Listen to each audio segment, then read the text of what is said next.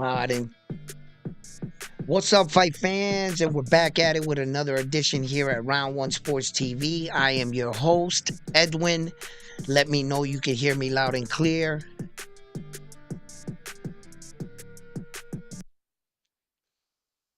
So, what's up, fight fans?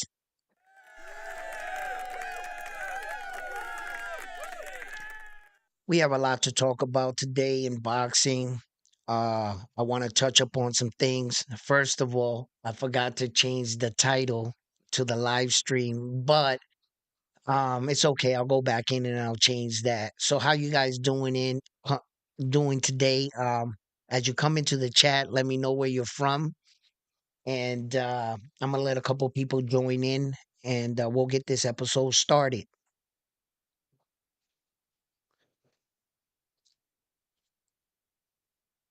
We might as well kick off this episode anyway and let people catch up. I'm using this new streaming software, and I think they kind of took me off my server. I don't know how they're streaming it. It's not off the same YouTube one. I've been noticing like my views have been getting low. I've been a little frustrated about that and the way that they're pushing out my stream and stuff. But I'll deal with it. I'll deal with it. I know the quality of the content that I'm pushing out. So without further ado, let's get right into this video. There are a lot of moves being made in boxing today, and there's a lot of things being talked about. There's some fight cards that are making real big headlines, and there are new players in the game. The Saudis are coming in. Showtime exited. It was sad to see them leave. I had a lot of memories watching Showtime and HBO fights. And as things are starting to evolve, the game, waits for no one. Okay. And right now, recently we watched young Devin Haney, the American fighter, taste defeat in the hands of Ryan Garcia.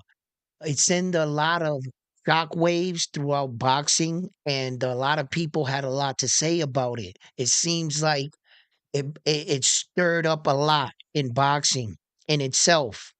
It stirred up things from Javante Davis. A lot of boxers had a lot to say. Interesting enough, Floyd Mayweather took to social media, and Floyd being who he is, right? And throughout the histories, we've heard a lot of things come out of Floyd's mouth, but it's not like him to respond on social media to like everything that everyone's saying, going on these interviews like back to back like that. That's not like Floyd. I've never seen that from him, and I wanted to question why. What was going on? And then I started to realize Leonard Ellaby, you know, um, he's always been hard to contact or to see at, publicly. He doesn't do any interviews. He never has. And he barely comments on things himself, right? The fact that Louis the Cubist looks like he's the man in charge now. And then I started realizing I think that the torch is being passed. And it's not being passed to Mayweather, right? Meaning Mayweather may have a rich boxing history as being a boxer, but he doesn't have a lot of experience about being a boxing promoter, you know?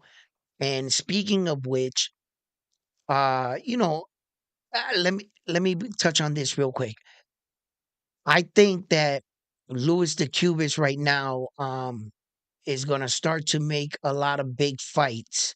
I think he's gonna cross the line where the PBC didn't like to work with a lot of other promoters and networks and so forth, right? But I'm gonna let you guys in on just a small little secret. Actually, a lot of you may know this, but maybe you didn't really put a lot of stock into it. You didn't really and some people have probably criticized the PBC for exactly what I'm about to say. If you didn't know this about the PBC, Al Heyman has never been a boxing promoter. He hasn't been a boxing promoter in quite some time. If you sign to the PBC, what you get is Al Heyman as a boxing advisor. That's how he gets under some of these loopholes and guidelines where he's able to go and talk to fighters behind promoters' backs. Because if you're a boxing promoter, for instance, if Ed Hearn has you signed, a fighter, and you have your fighter signed, and Ed Hearn is interested in your fighter, he can't go talk to your fighter. He can't negotiate a deal. He can't entice him. That's against the law. He can get sued for that. Okay. He can lose his boxing promoter license behind shit like that. You can't go talk to my fighter. That was established throughout a rule throughout the promoters. It's like, they sit at the round table type shit. It's like when the art, America with the war. You can only fight with ground troops, this, and this. You can't use this, type thing, right? Okay. So Ed Hearns, he's that kind of promoter. But, the PBC, my point is this entire time, just in case you weren't aware of this, um, Al Heyman and the PBC could have worked with any network and any promotional company at any time. The way that they have it set up, they're actually supposed to be the easiest. Their fighter can actually go to any side of the street. They don't have what you call a promoter. He can talk to any promoter, all his fighters.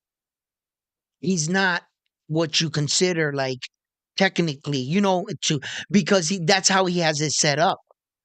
But he portrays it like kind of like, so if you were wondering why the PVC never or these fights never happened, it was basically because he was just saying no. Just to let you guys know that the PVC fighters, the way they're set up, they're the easiest supposed to be to work with anyone, but they're the hardest in actuality. He just wasn't taking the fights. Yeah. So now that Luis the Cubis, the Cuban, you know, he seems like he wants to put all these big fights together, and we'll talk more about that. One of the biggest things that I'm starting to notice right now is that uh look, let me just come out right out and say it. What's going on between Floyd Mayweather and Bill Haney? A lot of us have a lot to say about this, right? And a lot of fight fans are saying, here we go again. Every time Tank Davis has a fight schedule, it seems like he goes at it with Floyd. Floyd's going at it with Bill. There were a lot of things said, and I'm going to touch on all of them, right? Look, guys, I talked about this in a lot of my videos, and, sometimes it's a little distasteful when I'm watching a legend and some of my American champions have to put on like these, you know, fights and stuff, and arguments and all this drama just to sell a fight. you know, when you can be leading by your knockouts. Had it not been for the fact of a lot of inactivity and a lot of gaps in the American fighters, they have to remind the public of who they are, or they have to show that they're actually like two dogs in a cage wanting to kill each other in order to feel like the fight means anything. You know, there has been a lot of fighters, Terrence Crawford right now, he's going into one of the biggest fights of his career, and he's just taking it as another fight, another day in the office. He looks at his side, and, I'm going to beat you and you're going to beat me, and I'm going to say how. And look, this guy, I'm going to knock him out. And they keep it within the guidelines of boxing shit talking. They're not talking about each other's families, sleeping with each other's daughters, saying I'm street, I got credentials in the street.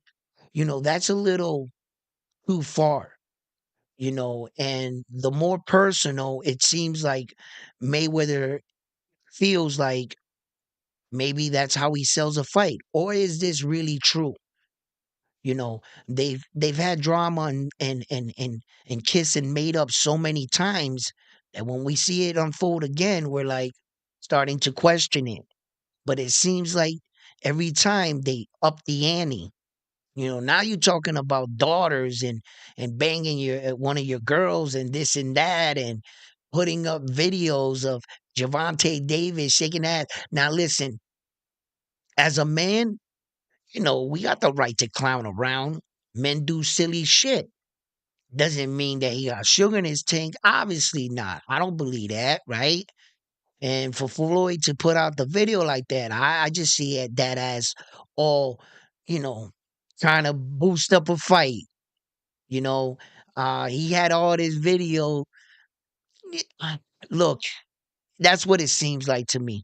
But and then the way that they're coming out, the distastefulness comes from like when you got a legend like Floyd Mayweather, right? You got Bill Haney going back and forth at it on it, like they did on that live. Look, what's alarming for me is that is it something that this is how they communicate as like famous people? This is how you gotta talk.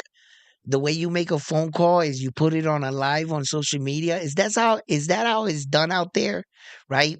Because I believe if I was really trying to make, an effort, I would have just called you and I would have been like, listen, man, I know we had our passes or our differences, but I would really like to help your son. And I'm calling you and I'm speaking to you as a man and I'm saying, look, forgive me for my past discretions. I'm sincere in the fact that I really want to help your son. Now I didn't need to be on live to say that. By putting a man on live, he's thinking that you're calling him, and gonna try to like you know kick him while he's down. His son was just defeated. All these calls that are coming in are real distasteful to Bill Haney. And you're calling him on a live? What do you think he's thinking in his head? His defenses are up. Had you come with good intentions, you would have just called me. Just call me and talk to me and let me know what we were going to be talking about before you throw me on a live. After I'm hearing, I'm pretty sure Bill Haney woke up that morning and all he saw was, people taking shots at him and his son. Then all of a sudden you call me and I know how you get down, Floyd, right? The conversation wasn't gonna go good. And that's why I questioned it. I was like, and then when Floyd Mayweather got these guys talking to him like that, his credibility as the legend and the GOAT in the game, his whole persona is that he was that tough guy, that he's undefeated. Then all of a sudden, you got these guys, and they're starting to release these stories about, you know, him and what's his name there? Prince, Jay Prince came to Floyd's gym, I guess with some goons and pushed around Floyd's daughter in the gym. And I guess that was like a secret that was swept under the rug. Look at all this shit that's coming out now. And Floyd's credibility as, like, according to him, still the face of boxing, and then all this shit is spilling over from one person to the next. Look at the ripple effect that all these shenanigans, all this bullshit is coming out, right? Check it out, right? Camille Moton gets on the young man and he says something. And he's looking at all these guys taking shots at Floyd. Of course, he's looking at Floyd as a person that's really helping him, right? And this is what I talk about. I hope Floyd and their side takes care of this kid and doesn't get him in like situations like this, the drama, right? Not so early. Let him, like, then all of a sudden, like, Camille is like, yo, bro, you know that, come on, guys, like, you guys know that Floyd is the best to ever do it, right? Like, don't disrespect the legends.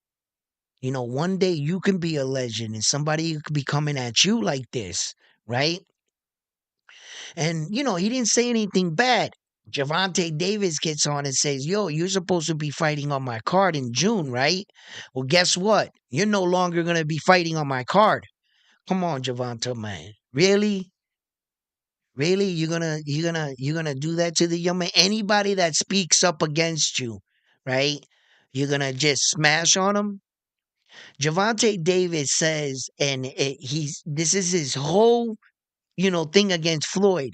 I'm not gonna be like you. I'm not like you. You know what I'm saying? What's up? Thank you for subscribing to the channel, right? That's Javante Davis's whole thing, right? And he's actually turning into Floyd right before our eyes. Don't talk up against me. Don't that sound like Floyd? Javante Tank Davis? You're taking it out on the young man. You mean anyone that says anything about you? Sounds like somebody I know. Floyd Mayweather. If by you showing maturity, Javante Davis, and knowing that the young man, you know, you guys know how Floyd is, right? The young man is soon going to find out, not unless Floyd really sees the error of his ways. You mean a rich guy actually Floyd is going to be Floyd. You got to learn how to work around him. You know, when I was young, right? Being the fact that I didn't really have such a great experience, relationship with my dad, right? I was always taught that to, like, be mad at your dad for, like, not being around, like, where were you type shit, right? And my dad was like an asshole, so to speak, but it took me to get older to understand him. I realized, I started to love him more when I realized, why am I mad at him? I can't be mad at him for being exactly who you are. Yo, you're an asshole. Okay, you're an asshole. I love you still, right? I don't take it so personal, the things he would say, right? Because if there was anybody in my life I would excuse, it should have been my dad, you know? And when in America, the parent relationship is really, you know, our kids are real young. They start to think that the love that they're getting outside of their homes in the streets is real love, and as young American, as for myself anyway, I was always taught to fight against authority, right? And if you think about it, the authority inside of my house was my mom and dad. And that's exactly what I was doing, without realizing it. And it's just like coming up. Camille Moton is a young fighter, you know. Don't get him involved in all of this. Allow him to blossom as a fighter. Allow him to mature. And Tank Davis, you're maturing as a man, as a fighter, being in this game longer. Recognize some of these things. Just because he is signed with Floyd and all that. But look at him for who he is, a young black American fighter, such as yourself.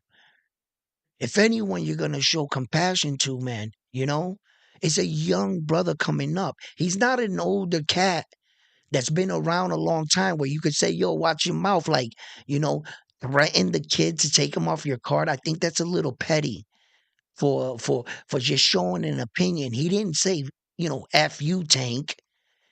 He didn't say any of that, man. He just respect our legends. And you know what that's like, Tank. Sometimes look, shit spills over. Yo, Floyd is Floyd. You know that, man. Right?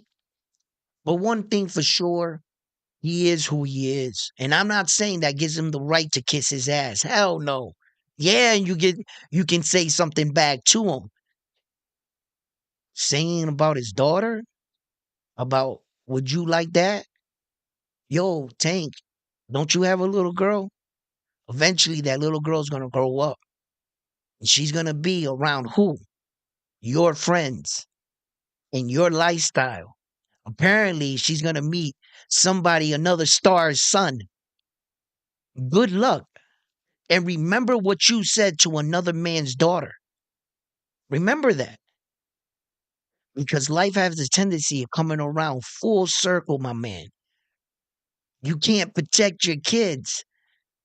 As parents, sometimes we think we can control everything. I had to realize my kids are their own persons, whether our relationships are strong or sway, you know, that comes up to the individual. But just remember, Tank, there's going to be times in your career that you're going to have to, focus on yourself, man. You got a big fight right now coming up with Frank the Ghost Martin. And stylistically, I think Frank the Ghost Martin is the most athletic boxer that Tank is coming up against. I'm excited for this fight, and I would like Tank to stay focused on this fight, you know, because I think I want him to silence a lot of critics. I'm a big Tank fan, but I can't be biased. I'm critical on Tank, and I'll speak up when I see him doing things because that's what I do. I cover fighters in boxing. I really believe that Tank has better ring IQ than most people give him credit for. I think he's a much better boxer. He just hasn't gotten the right opponents. Frank the Ghost Martin is the first opponent I would like him to see. As you know, a lot of these boxers coming up where they're saying they were put in the right positions at the right times, and their fighters were picked carefully. And you can dress up a fighter, and then all of a sudden your fighter gets exposed. Devin Haney, you know he was revered on the same level. What am I saying anything wrong here? As the same level as a Tank Davis. Many believe that he would have beat Tank Davis, and that Tank Davis was actually ducking him. By that performance we saw, no, Tank Davis would have bludgeoned that man. So, rather than Tank Davis going back on social media and saying, look, I would have beat him, I would have did that. Forget all about all that. Lock in, laser focus. Tank, you really need to shut off social media and concentrate on one of the biggest fights, because I would like to see the best performance that Tank Davis, and I would love to see it. Unfortunately, he's going against another fighter I like, Frank the Ghost Martin. I got nothing against that man. I like Frank the Ghost Martin. Um, I like his style. He understands himself as a fighter. You know, um, at some point in his earlier career, he looked a little stiff to me. He looked a little robotic, right? It looked like he left his jab out there just a little too long for my liking, where that he threw it out. Um, and he has a tendency sometimes of being too fast in certain moments, where that he doesn't allow the guy to duck. And set his punches up. He was a little too, anxious in some situations. He's calmed down. The last time I seen him fight was against Rivera, and there were a lot of things said. And Rivera tested positive for banned substance, a PE, on that night, in fact. So, but from his last performance, do I think he's ready for a fighter like Tank? We're about to find out. We're about to find out. And like I said, this is going to be a real good test for Tank. I believe he should pass this test. I don't see this fight going to the 12th round on either side. Not this kind of fight. See, this is Frank, the Ghost, his opportunity. This is his opportunity to show the world he belongs. And this is a title fight. Let's not forget that the title's on the line here. He gets to solidify himself as a world champion. This is Frank the Ghost Martin's opportunity. As far as his side, look, he's shooting for the stars here. I don't think I believe you're gonna get the best version of him. So in many different ways, I believe that that's going to be a big fight. Now, rumors are saying that the fight is still going to be June 15th. I thought that he wasn't going to fight June 15th. A lot of people are doubling back now, saying June 15th. That's the same day that Subriel Matias is going to fight Liam Paro in Puerto Rico. Man, I was hoping that that wouldn't happen so that I get to see the fight, because I'll actually be out in Puerto Rico June 15th, and I'll be at the fight watching Subriel Matias, which I consider the best 140 pounder in the world right now. Um, who I would like Subriel Matias to fight next? Teofimo Lopez, baby. I believe that's the fight to be made right there. And Ryan Garcia, I mean, since Ryan Garcia defeated Devin Haney, I believe Devin Haney needs to take uh, a lesser fight to really get himself back into a winning ways. Perhaps get a knockout, get his confidence back up, show that he belongs, acclimate more to the division where that your weight and your skill meet. It could have been that maybe he blimped up too much this time and he saw that Ryan was too big. And maybe David Haney kept an extra couple pounds, which really, you know, affected his performance on that night. So his body and his skills haven't really met. So, and let's just remember that Devin Haney is really young. He's 25 years old. He technically hasn't gotten his man strength yet. So I expect to see more of Devin Haney, just not in big fights right away. So I believe the fight, and since Isa Pitbull Cruz is fighting against Jose, right? Rayo, right? I I believe that the next fight between Subriel and Teal, and that would be a big fight. That would be a really big fight. Seeing that the fact that, these Saudis and the Prince, they're starting to put against these massive cards. And this is one of the Terrence Crawford card, August 3rd, is just their first card. That's their first card. Subriel can be on their second card with the Japanese superstar,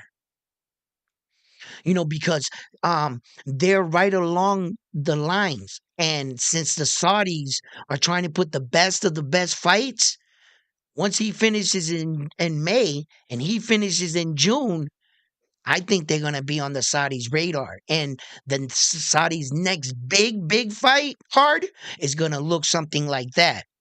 I'm hoping. So Brielle and this guy on the same card with who else? What more do you got for us? What more do you got? Because this card right here, in fact, is big. You know, um, I was in fact looking over film highlights on Isa Pepo Cruz with Jose, and you know, Isa looked it different at 135 than what he looks like at 140. At 135, Isa was just he was really destroying these guys as far as like, skill. He was like really beating these guys down, man. So, I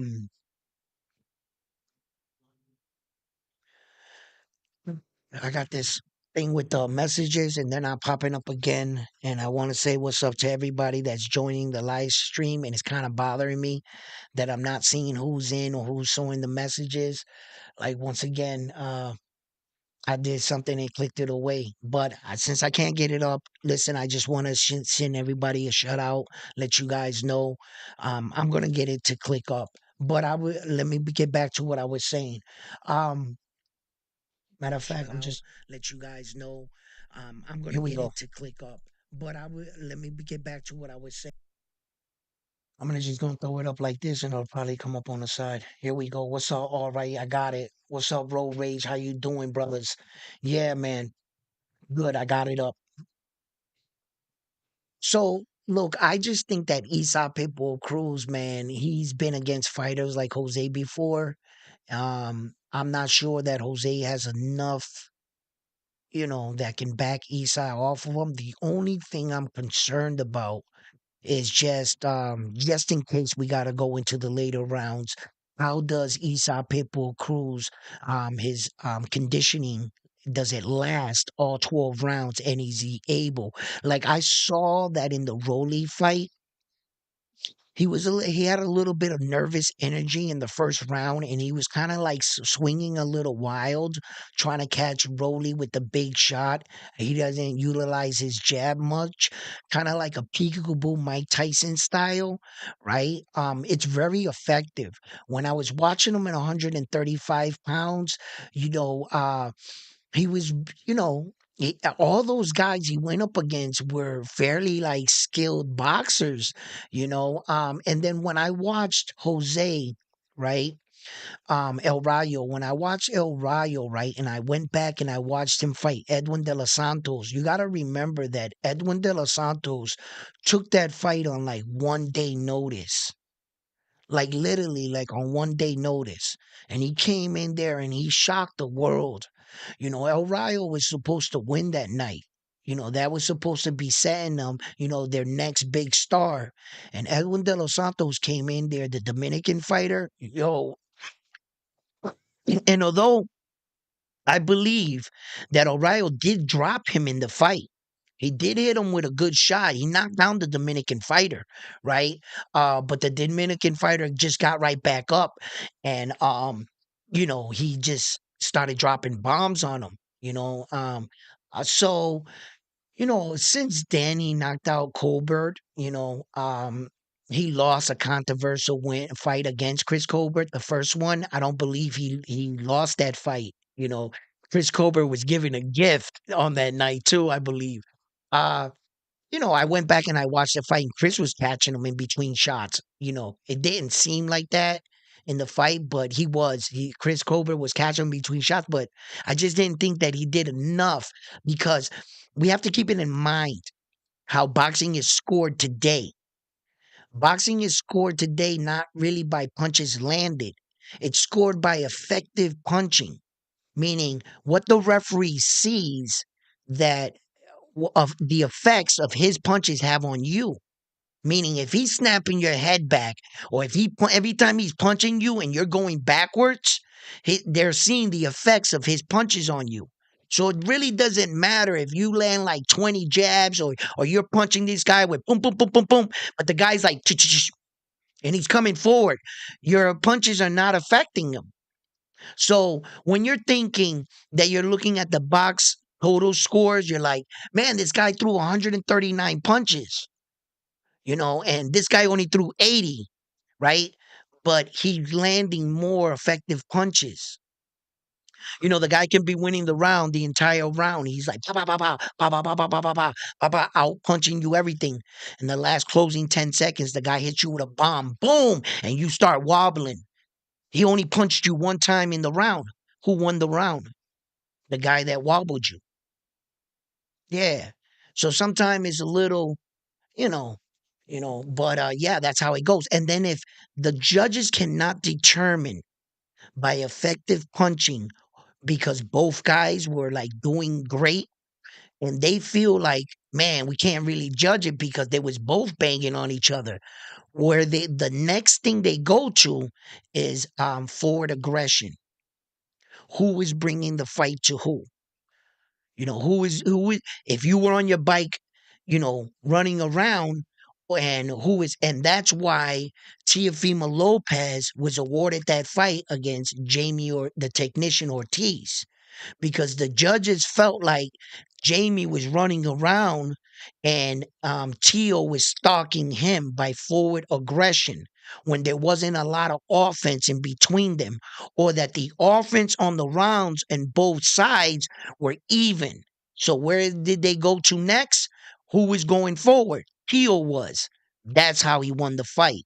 He didn't have no offense towards his forwardness, but he was the one that was stalking Jermaine. You see? And even though Jermaine was boxing circles around him, and we all felt like he was winning the fight, you gotta, that's why it's important to know where you're fighting and what the rules are in the city, the country that you're fighting in. You need your guys to go give me a set of their rules. Let's read out what's going on. Every boxer goes in there and they're so concerned with the money, or who's getting paid, and the hand wraps and everything else that they the most basic simple thing were, what are the rules in this city under the guidelines on the boxing? Yeah, can I get a copy of that? You know? So look, guys, we have a big fight coming up, May 4th, Saul Canelo Alvarez and Jaime Munguia. That's gonna be a really big fight. One more thing too, right? David the Monster Benavidez, right? It's rumored that he's gonna be fighting on the Javante Dane Davis's card, right? And David Morale is fighting actually on the Terrence Crawford card.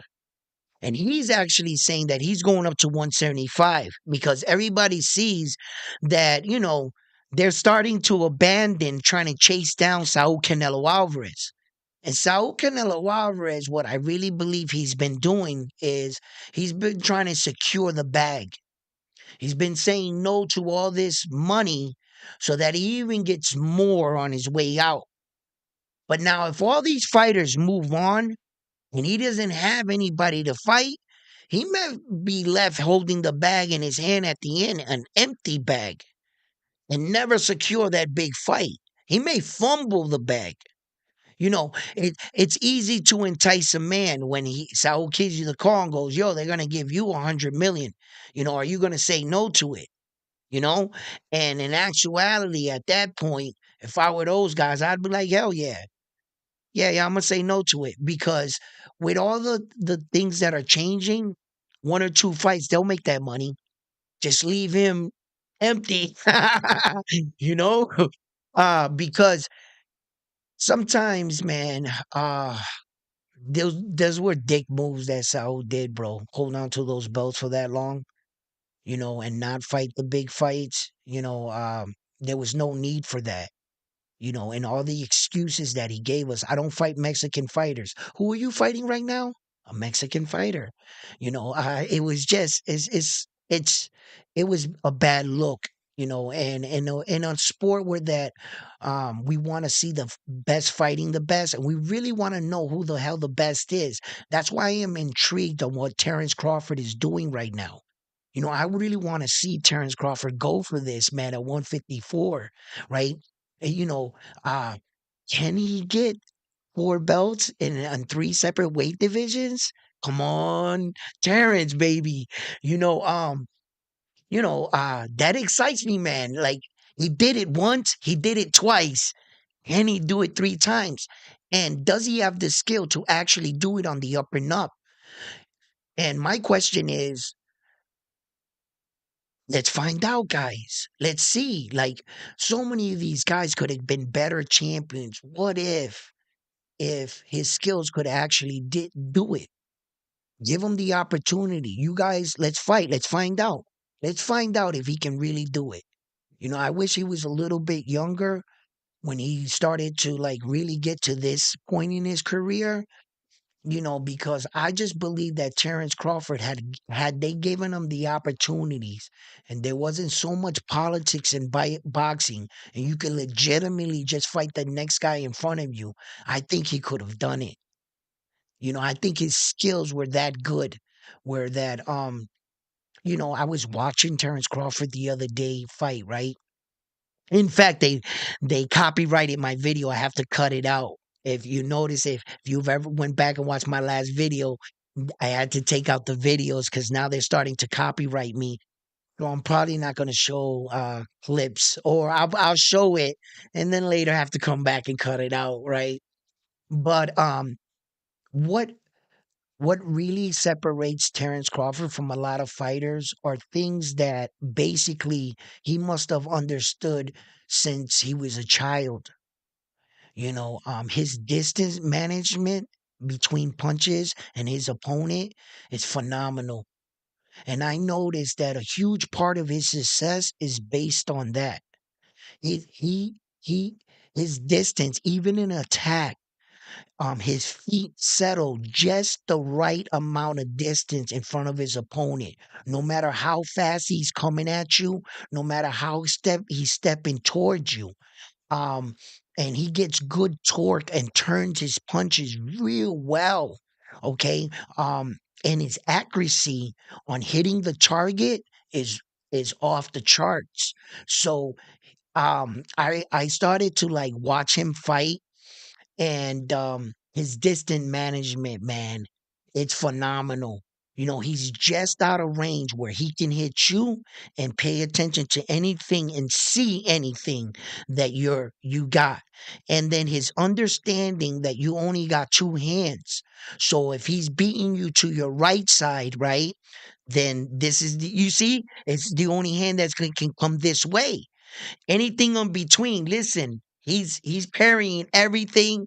He's completely controlling you, and from the right distance. You see, um, but he's also been known to beat his opponent exactly at their game too.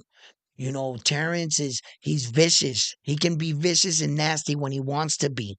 And he's calculated. He reads his opponent well. He has a great understanding of what's going on in the ring. And right away from the opening bell, Terrence is always trying to dictate control. Sometimes he makes reads on guys, and once he has you figured out, he steps on the gas and he'll get you out of there. He's really, really, really good. So, you know, you know, I want to see, can he do it? Can he really do it? All the men that are there at 154 pounds, can they stop him? Can anybody at 154 stop him? And what would he look like at 154 pounds? Has Father Time caught up to him? Is he still that man? And we're about to find out August 3rd. But I wish that he really gets more fights in between. You know, he's up there in age, and if you're gonna try to go for this, just know that, look, at this point, I would take a pay cut. He doesn't need the money. Terrence Crawford is rich, right? Just give those champions whatever they're asking for. Forget about what you're making. Terrence, you'll make mad money on pay per view. Don't worry about that. You're a pay per view fighter. Don't really worry about the purse. Just do a Brady Michael Jordan move where they took less money to get some help. Give entice those other champions and be like, look, what's your biggest payday you've ever made in your career? Oh yeah, I'm a double it. Fight me. Hit them with that. And entice them champions. Look at Naoya Inoue, right? He fought Stephen Kubo Fulton in July. He fought for the other two belts in December. 6 months. Terrence, do some shit like that. I think, Terrence, you can still look, you're coming out of a training camp. It's just, you know, study another guy. You got 6 months to do it, bro. I think you can do it, man. I think you can do it, Terrence. If you really like, his age, I'm not sure. He's still fucking young, 36 years old. He's still young. He's actually still young. But as the top of the sport, all these young men coming up, that's not who's in front of him. The only people that are in front of him are basically, well, this guy's got 10 fights, huh? There are some young guys in front of him. I don't know what Jamel Charlo is doing, but hopefully Jamel Charlo comes back to the sport. I wouldn't like to see him end his career being stripped. I would really like to see him come back, and I've always wanted to see that fight with Tim Tszyu. I would love to see that fight because definitely I would like to have found out what would have happened if they ever met in the ring. For as long as Tim Tszyu was chasing Jamel Charlo for that fight, I would like to see that fight. Tim Tszyu right now he's coming into his matchup against Virgil Ortiz. Virgil Ortiz, he's a good fighter. Now we're gonna see what kind of fighter he is. My opinion. He's fought some good opponents, but not Tim Tszyu quality. you know, and Tim Tszyu, with this fight right here, if he's successful, not only would he be taking Virgil's, he'd be defeating him, it would also put him back in line for a shot at his title. I'm not sure if, uh, you know, anything can happen in boxing. Anything. Tim Tszyu can fight for another title. Anything can happen in boxing. So we'll see. But Sebastian Fedora has two belts. He has the WBO and the WBC. And then Terrence Crawford will have the WBA when this is all said and done. You see? So, ah, yeah. Yeah.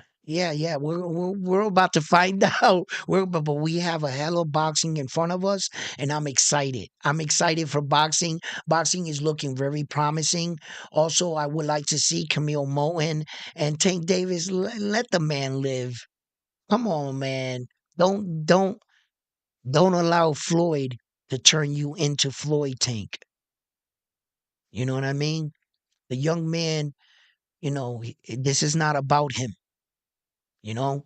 And for you to be on some shit where like you feel like you could silence everybody, then don't he shouldn't have said nothing. Bro, no one can talk now? Who are you, God? Come on, Tank. You can't take no one saying anything. That's how bougie you are. That's how drunk in power you are right now. Come on, man. Don't do that. Tank, you better than that. You know what I mean? Let the young man live. You know, I would like to see Camille Moton his next fight. He looked very impressive in his last fight. Um, and you know, teach our young boxers coming up better. Be better, man. Not only for yourself, but be better for the sport. Whether you want it or not, you have a responsibility. You are a star.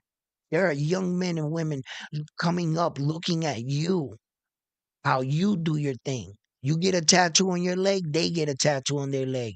You say something funny, they're saying it after you. Don't you see the power that you have? Your whole thing is your whole persona is like, I'm not like Floyd, but you're turning exactly like him, my man. Yeah, little by little, it's starting to show, and as for Floyd and Devin, they need to get on it on the phone, and if Floyd's really like showing that, I don't know. I don't know. That's totally up to Bill Haney and Floyd Mayweather. There's other coaches in town, but I believe he should get Devin Haney some better coaching. That's all. Other looks, and don't be afraid to let your son spread his wings. He's still your son, you know? So, look, fight fans, I just wanted to talk up on some things. Haney is looking fresh after the Ryan Garcia fight. Believe he's going to come back from this. Yes, listen, Devin Haney is a remarkable talent. Uh, for us to sit here and say that he can't fight, that's bullshit. I saw him fight Loma. I saw him whoop George Camboza's ass. I saw him fight against Linares. I saw this young man rise up through the divisions and become an undisputed world champion. Not a champion, an undisputed world champion. He had a bad night in the office. It looks like all Ryan Garcia's antics paid off. It looks like he rocked Devin Haney to sleep. And maybe Devin Haney didn't put in those extra hours in the gym because he didn't think that Ryan Garcia was going to show up to this fight, you know? And he might have not been in the kind of shape to react to Ryan Garcia's speed, And whose fault is that? Devin Haney's fault. Whether I can see it or it happens to be true, that doesn't excuse that loss. No, that's your fault. I mean, you're responsible for the outcomes of your fight, Devin Haney. Whatever you put into it is what you got out of it, right? So I believe that Devin Haney will rebound from this. I just don't think or expect Devin Haney to go right into a mega fight. That would be no bueno. You don't want to fight Teal, giving these fighters this kind of confidence. Don't you see that your force field got shattered? Like your persona as being a dangerous fighter or high risk fighter, that all went out the window after that ass whooping. So Devin Haney got to get his respect back in the sport of boxing while coming into the fight with Ryan Garcia. His respect and his fear level was already teetering. A lot of fighters were saying he doesn't have power. He doesn't have this, he doesn't have that, and he's not who he is already coming into the Ryan Garcia fight. What do you think that did to him? Devin Haney's gonna bounce back from this, but it's how Devin Haney's gonna bounce back from this. Some men can take an ass whooping like this and it can go inward. Not every man or the way you feel as a warrior inside of you, you should say, yo, he should come back from this because you're thinking about it as yourself. Like you're talking about him, but reflecting what you would do. You see, you're not Devin Haney, and Devin Haney's not you. Whatever Devin Haney's built, we're about to find out. What are you made from? What are you built like? The world's gonna find out. And hopefully, you know, look, a lot of people criticize his father, Bill Haney, for talking a lot of shit, right? But what is everybody talking about? They talked a lot of shit about him and his son. And now that Bill Haney put on his promotional cap, meaning in order to be a boxing promoter in today's age in boxing, you have to be a liar, a snake, sometimes a shitbag, a shit talker, and a hustler. Well, then, Bill Haney checks out all the boxes. That's what you need to be a boxing promoter in today's age. That's who you gotta become because if you're gonna get in bed with the sharks, you better become a shark. So of course David Haney's father, Bill Haney, has to come out and say some bullshit, talk some shit, say some lies. That's what a boxing promoter does. That's in his job description. And he has to be a snake in some moves. I believe he's perfect for the job. Like a Don King. Was Don King honest? What boxing promoter can you name me that was completely honest and was never a shitbag in any move he's ever done? I'll wait. But yet, when Bill Haney is all over saying distasteful things, some of you guys are taking it way too personal. I see it as him doing his job. When Bill Haney tried to tell Floyd Mayweather, come on, man, this is our show. On the low, he's trying to come on, Floyd, you know what I'm doing. You're the king at it. As a matter of fact, I learned some of my game from you. From you, Bill. You know what I'm saying, Floyd? So when Bill's doing it, all of a sudden everybody's taking every word literally. Nah, Bill Haney is capping. Bill Haney is trolling. Bill Haney is doing his motherfucking job. He got all of y'all talking about it, ain't he? Perfecto. The only thing that went wrong is that his son lost like that. And when you're in situations like that, everything you said, you're gonna have to fucking answer for it. And these are some bad moments for a lot of boxing promoters and boxings.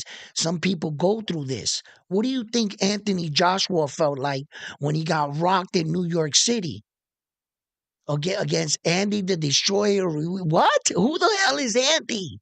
This was supposed to be Anthony Joshua's christening, like his coming out party to America. Bro, the night went wrong. What did Ed Hearn looks like with egg in his face?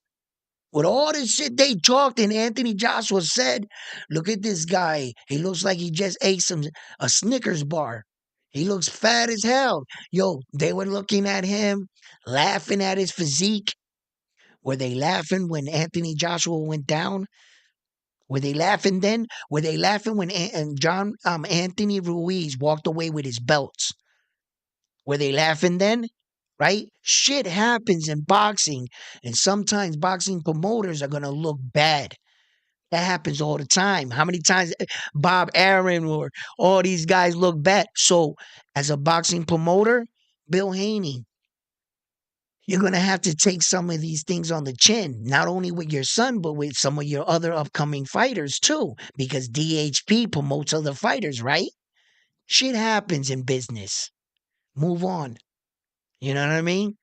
But you know, to make it and these grown ass men to start coming and forget what they were doing and what their message was as boxing promoter and make it personal and get another guy to get you and come out of character, that's where you start to lose your way and it becomes an ugly situation. You see? So look, man, this is boxing and these are the things that come with it. But we have some really big fights. I just want the fighters to to recognize right now where you're so much onto social media, you can be rocked to sleep. What happened to Devin Haney should be a reminder and an alarm for every other guy.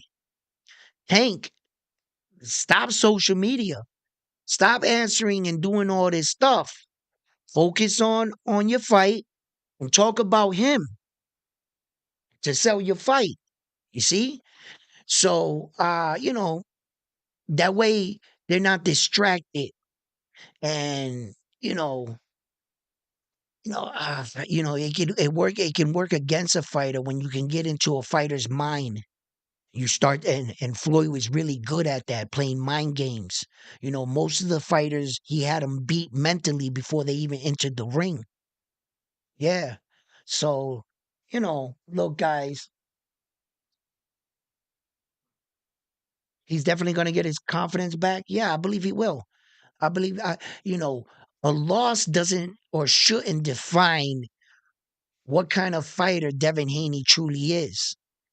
Devin Haney has already successfully accomplished a lot in boxing, and I believe he has the credentials, if he was to retire today, to walk in the Hall of Fame with just unifying all four of those belts.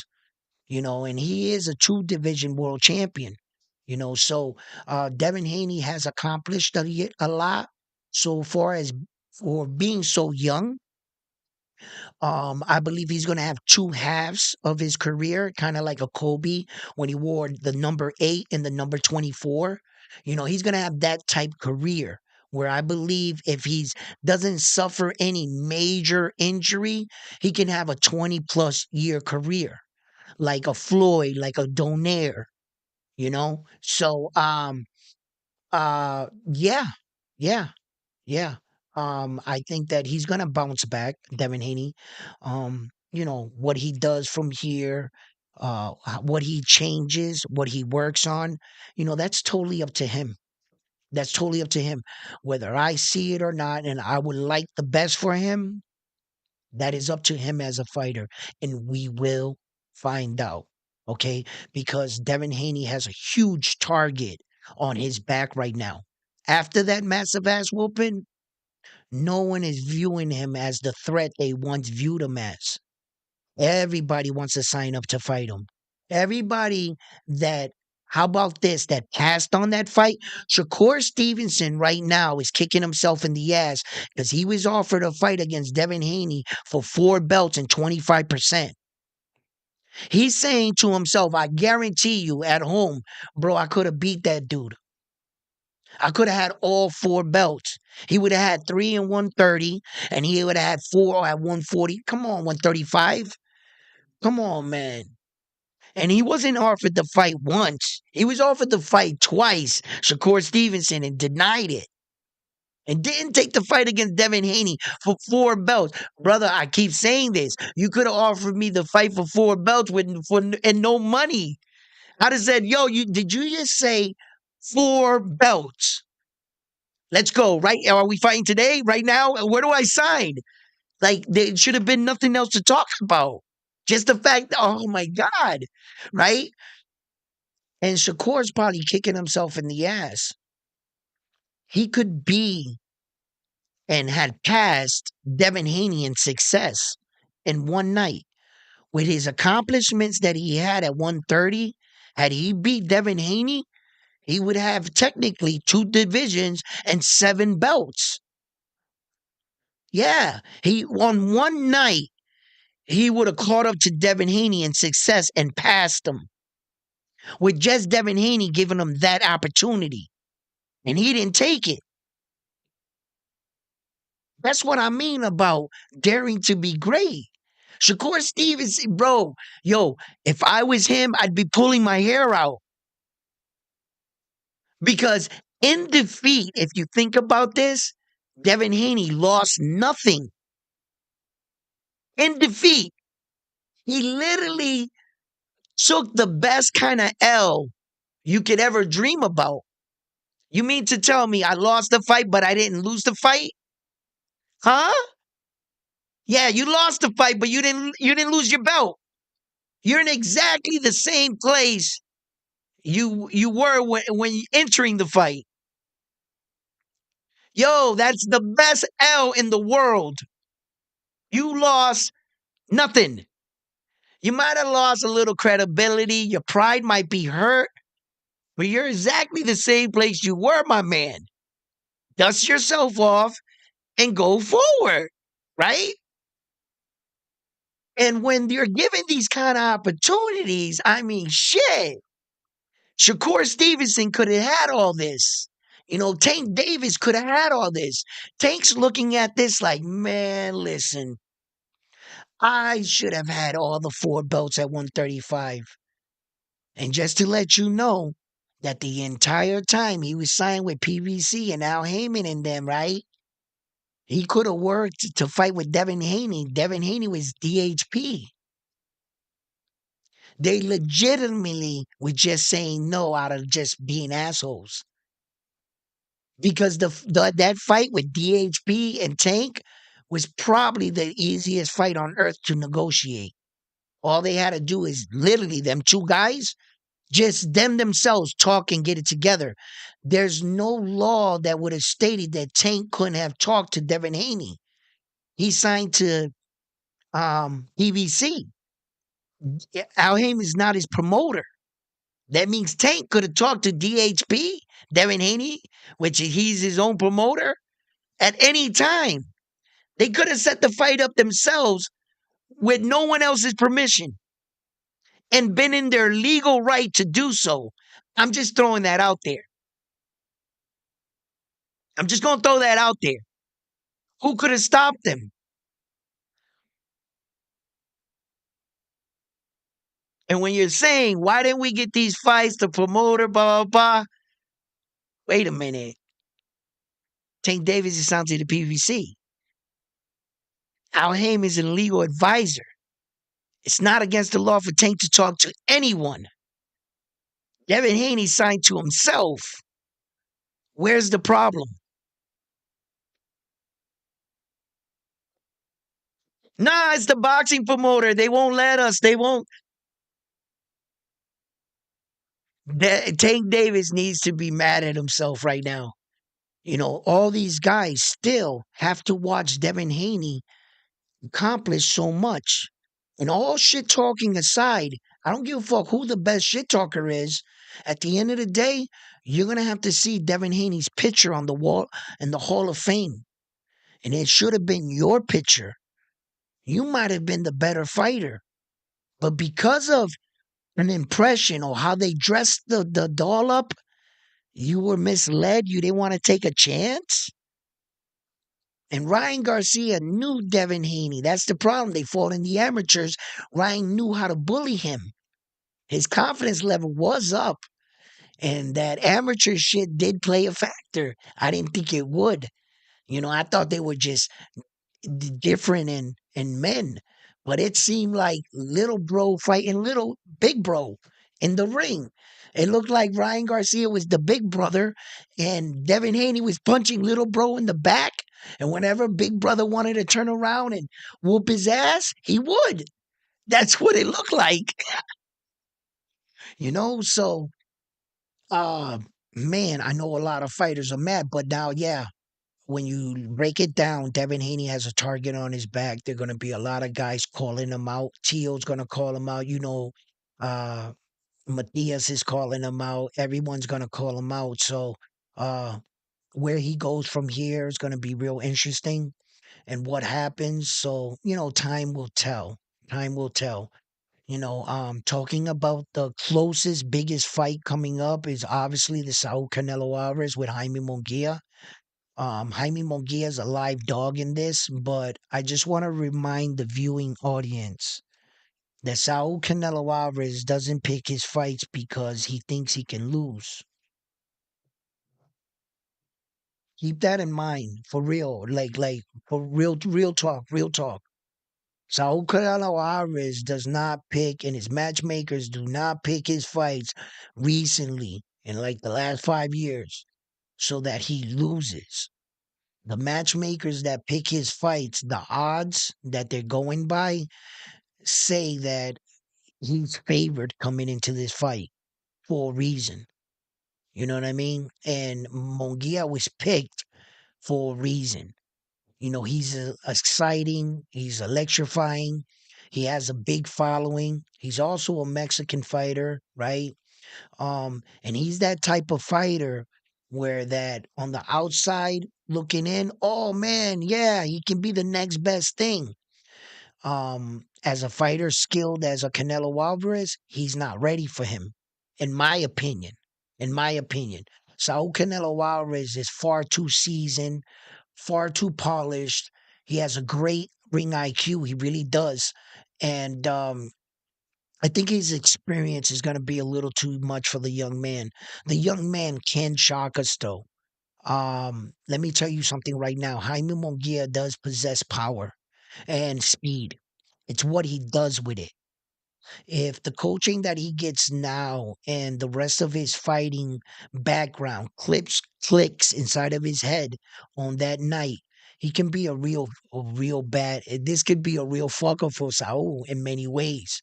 Um, and we could also see um, Saul Canelo Alvarez's boxing miles catch up to him. Although he's only 33 years old, he has 60 professional boxing matches. He has a lot of wear and tear on his body, Saul. He has a lot. That's a lot for a boxer right there. And then you got to consider all his sparring partners. How many fights has he actually fought in his life? Saul Canelo Alvarez. Hundreds and hundreds of fights. Okay. And the Mexicans, they're real well known for when they get to a certain point in their career, all they do is spar because there's nothing like experience, hands-on experience. Hitting pads are good. Hitting the bag, the speed bag, jumping the rope, that's all good, right? But the bag doesn't punch back.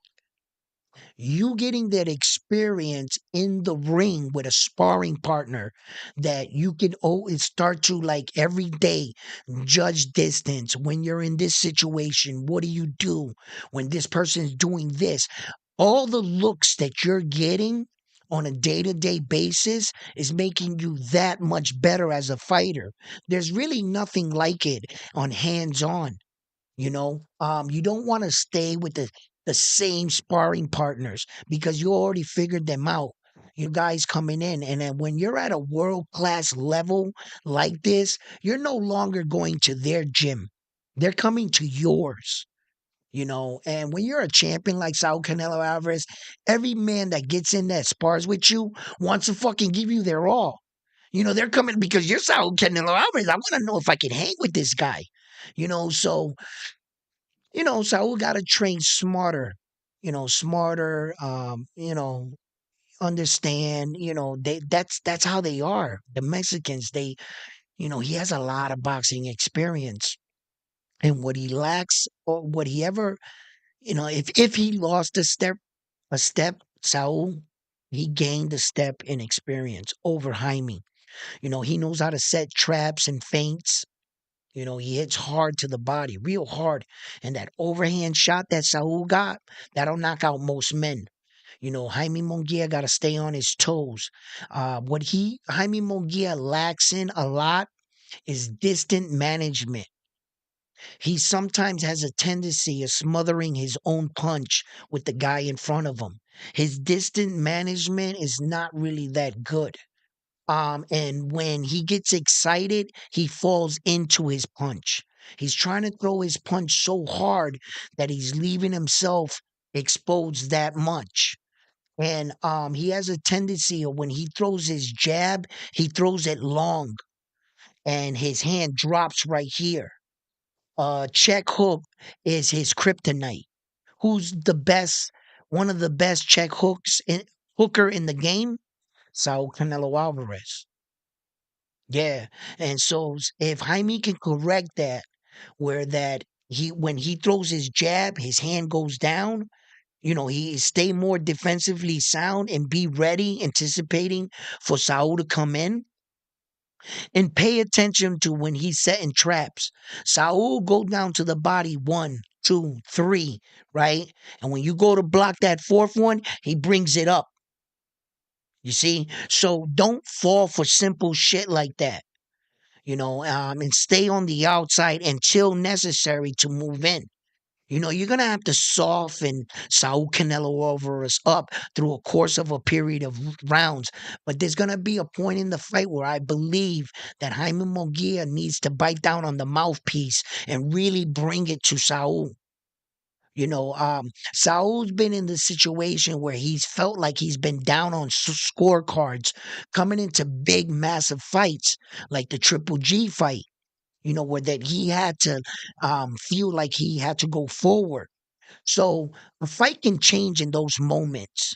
You can be fading a much calmer, patienter Saul Canelo Alvarez in the early half of the fight. And if you're winning on the scorecards, what you're gonna get now, it's a more forward pressure, desperate Saul Canelo Alvarez that's gonna come try to hurt you. That's a different fighter in front of you now, and it's gonna be a different situation. Jaime's got to prepare for that. You got to tell yourself, man, if my plan is being executed, I should be winning the fight at this point in the fight.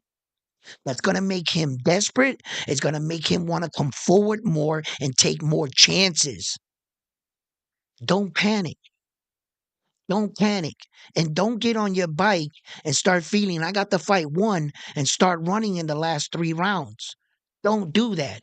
And don't tell yourself in the fight, in the moment, yo, okay, I'm winning the fight, and you're all nervous now. You started realizing and you started thinking too early. You started telling yourself, I'm winning. No, you need to close. You got to close the fight. And at some point, there's going to be a point where you have to close. Your starting of fighting cannot be like that. You're going to have to determine what you're going to do. And one of the ways you can do it, you can become the aggressor at that moment. It's going to kind of freak him out too. And those last 3 rounds is where you should train, where you come out and that you're winning the fight, right? In the last 3 rounds, train like you're losing the fight. Fight like you're losing it. Like you got to be the one making the comeback. But intelligently. Just don't go running into something big. No, be intelligent about it, but also be the stalker in those and pushing him back. If Jaime Munguia has enough speed and power and enough to get the earlier rounds, you know, be prepared to close the show and be prepared and know what kind of fighter you're going to and what kind of Saul Canelo Alvarez is going to be coming after you. He's not going to be that laid back, one at the beginning halves of the round. Don't fight him like that. No, absolutely not. What's up, Bam Bam? How you doing? Can we get some likes up in here? Can you guys take the time out and drop me a few likes? Thank you for joining the channel.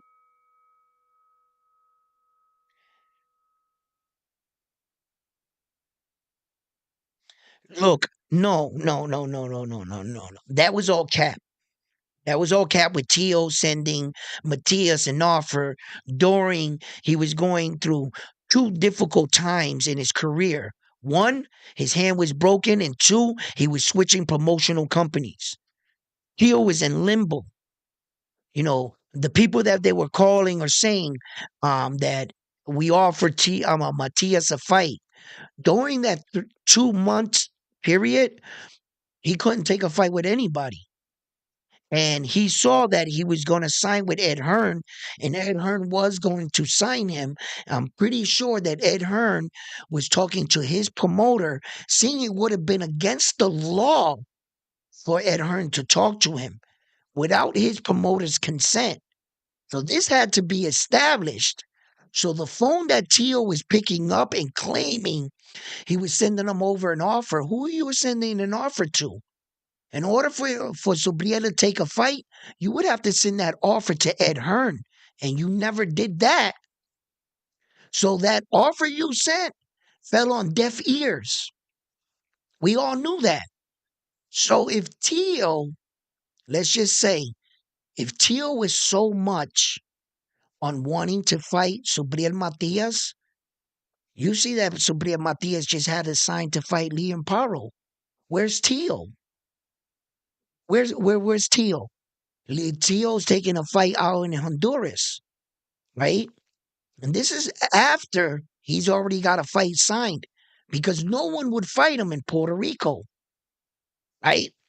But I'm pretty sure there was another option put on the table. So Brian Matias could have fought in Madison Square Garden against Tio during the Puerto Rican parade. That would have been another Puerto Rico, and he would have been cool with it. But do you think that Tio actually considered that?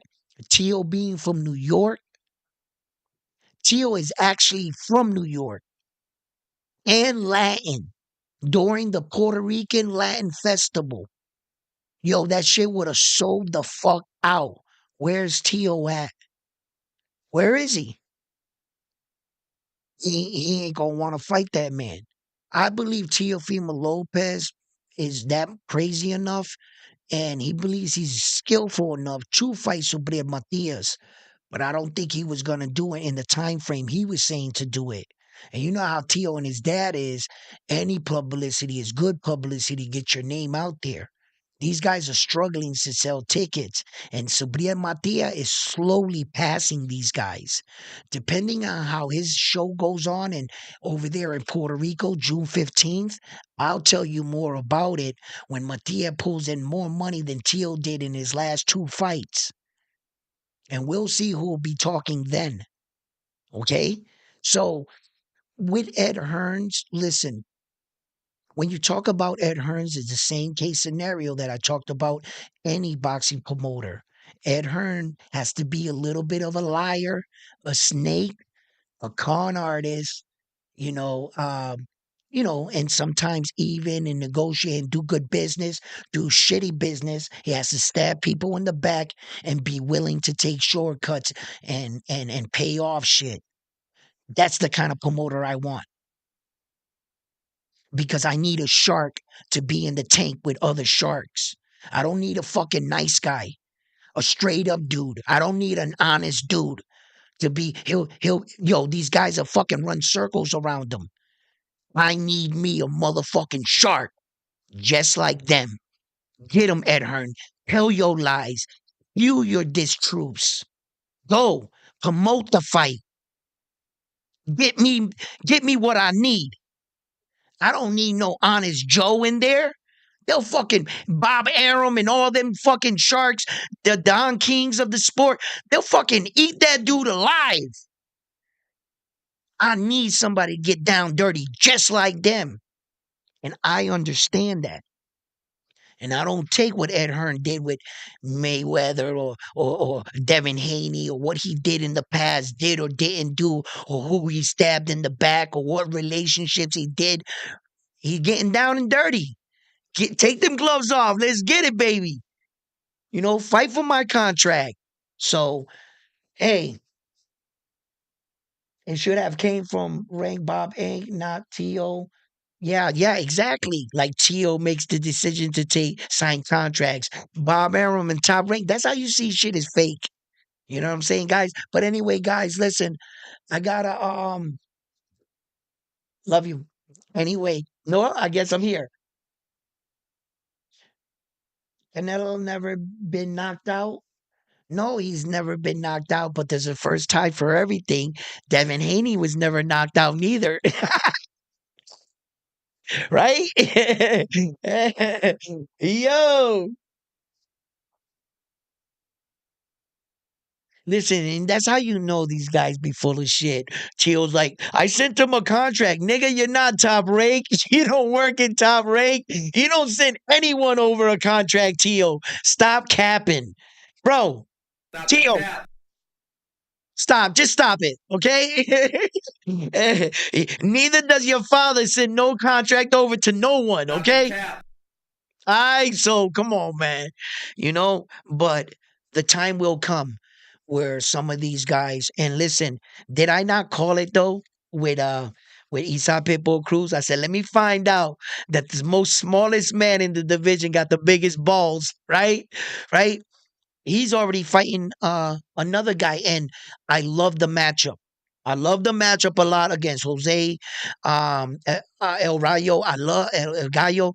I love that matchup, right? Because, you know, Isa Pitbull Cruz is not a real 140 pounder. And I understand that there's a lot of guys more deserving shot at that title. But Isa Pitbull Cruz is a really 135 pounder. Let's be honest, right? And by bringing up Jose from 135, they're both really 135ers. You know what I'm saying? So it kind of makes it even, and Jose is a lot taller. He's got the reach advantage, he's got the height advantage. I think he's a better jabber than Isa Pitbull Cruz. And I think if he really like utilizes, his footwork, but Isa Pitbull Cruz has shown with his blitz attack, he's fast enough to catch up to some of these guys.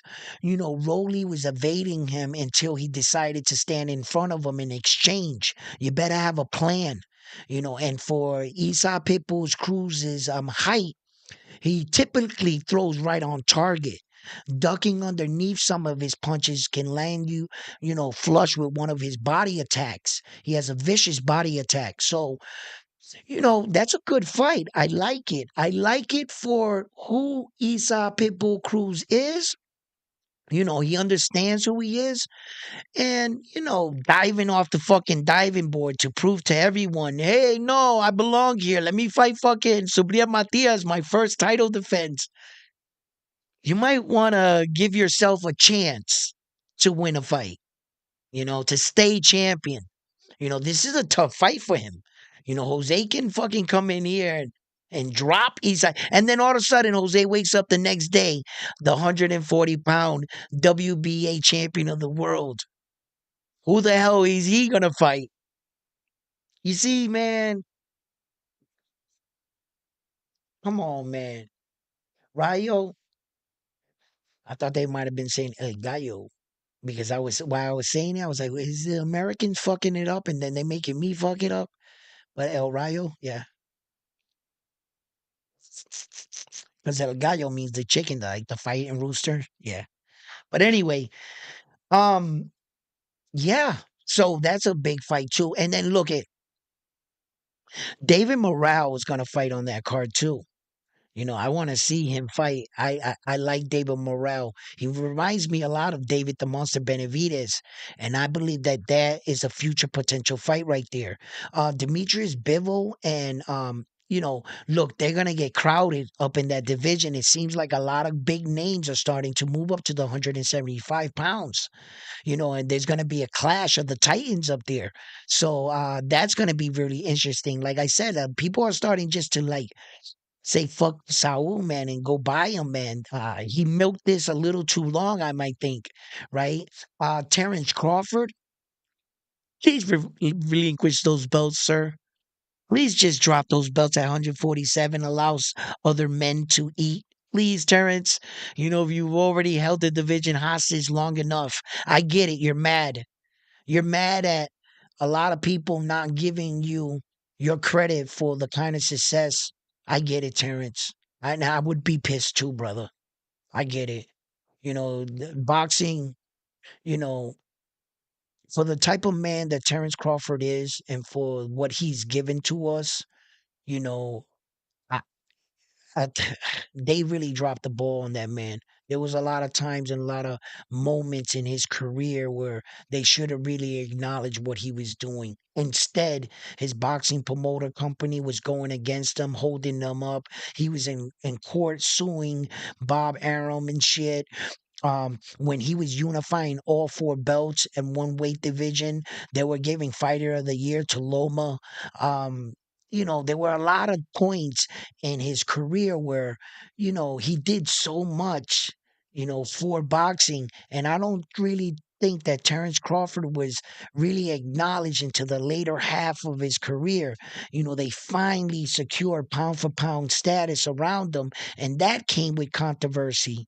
A lot of people were wanting to give it to the Japanese superstar, and man, and it just seemed like every time Terrence Crawford got to a certain point in his life, there was always something, and I get it, Terrence. I get it. You're holding on to them belts because, damn it, why shouldn't you? They're your belts, you know, and the way that boxing had treated you, I get it, but you know, love your own sport, help your own sport. By you relinquishing those belts and allowing other people to be champion, that brings more eyes to the sport, Terrence, to the sport that you love. And there's gonna be other people that were here before you and after you. Show good sportsmanship. Don't let them make you this man. Let them belts go, bro. So anyway, fight fans, I love you guys. It's been an amazing show. I hope that this software, puts me out back to my usual audience. It seems like they got me on this server, and I'm like, yo, what the hell's going on? Like, it's not reaching my people, and sometimes you go through these things, but um we'll all get through this. You know what I mean? I'll just keep putting out good content for you guys. Thank you for supporting the channel. Please give the videos a like. And if you haven't already, subscribe to the channel. Listen, you guys have been amazing. I'm going to figure out this message thing all the way and how to set events for the videos so that I'm not just always going live spontaneously. I got to figure this out, but I will, and I have this all fixed out for you guys. So here from Round One Sports TV, there are boxing matches tonight, and UFC is gonna be jumping on a card. I think I'll be hopping on tonight. I'll see you guys then. I'm on to the next one after this one here at Round One Sports Talk.